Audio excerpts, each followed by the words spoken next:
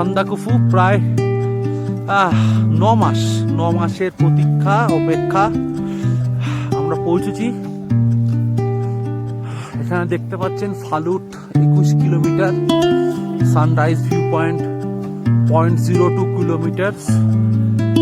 একটু বলবো না, পুরোটাই হয়তো এই মুহূর্তে আমাদের আবহাওয়া ওয়েদার আমাদের প্রতিকূল রয়েছে, ক্লিয়ার নেই। যদি পার্শ্ববর্তী পুরোটাই দেখেন,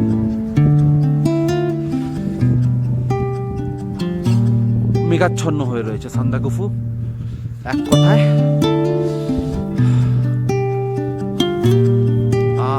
লোকালস যারা আছেন তারা বলছেন যে আগামীকাল সকালে ক্লিয়ার ওয়েদার থাকবে, আমরা দেখতে পাবো। Sleeping Buddha, Everest, Kanchenjunga clearly, but এই মুহূর্তে এই বিকালে মেঘাচ্ছন্ন সান্দাকফু। কখনো মেঘ কখনো ক্লিয়ার হয়ে যাচ্ছে। এই মুহূর্তে যেমন খানিকটা পরিষ্কার আছে, কিন্তু হয়তো কিছুক্ষণের মধ্যেই মেঘ পুরো আচ্ছন্ন করে ফেলবে সান্দাকফুতে। এটা হচ্ছে শেরপা, কি আছে শেরপা হোটেল এন্ড লজ।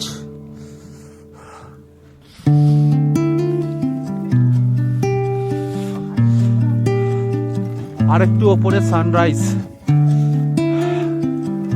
এক কথায় সান্দাকফু এসে এই মুহূর্তে সান্দাকফুর রাস্তা অনেকটাই ভালো, কিন্তু আমি সাজেস্ট করব যে যখনই আপনারা আসবেন চেষ্টা করবেন যে সানরাইজে যদি বুকিং পান, সানরাইজ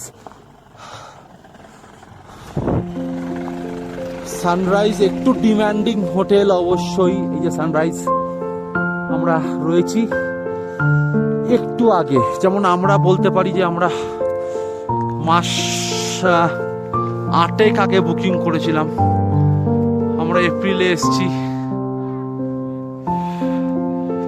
আমরা তার একটু আগে 8 মাস আগে বুক করে রেখেছিলাম। Sunrise hotel and restaurant, one of the best বলা ভুল, বেস্ট হোটেল। যে ধরনের পরিষেবা এই দুর্গম জায়গাতে আমাদেরকে দিচ্ছে ওরা, খুব ভালো ব্যবহার।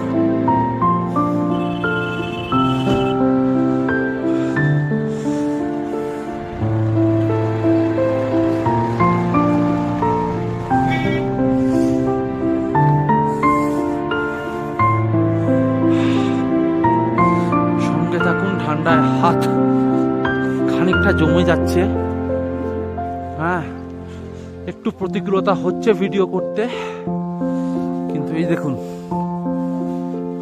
মেঘ, যেভাবে মেঘ উড়ে যাচ্ছে।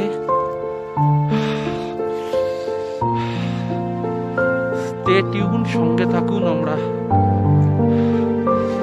ক্লিয়ার ভিউ দেবো সান্দাকফুর কালকের বা আজকে। আমি আশা করছি যে ক্লিয়ার ভিউ পাবো না, কিন্তু আগামীকালের ক্লিয়ার ভিউ আপনাদেরকে দেওয়া হবে, চেষ্টা করবো দেওয়ার জন্য।